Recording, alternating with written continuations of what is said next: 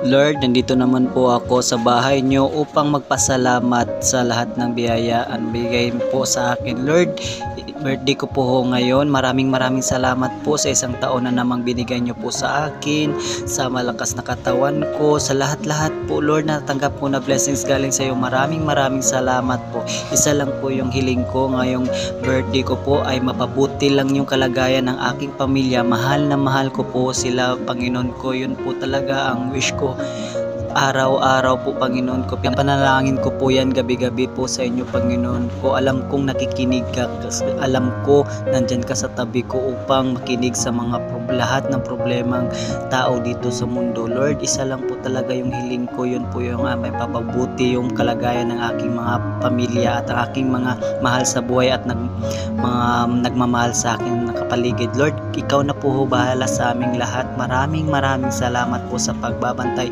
at sa pagbibigay ng mga pagsubok sa buhay namin. Lord, thank you po talaga dahil binigyan mo naman ako ng problema pero nalulutasan ko yun araw-araw.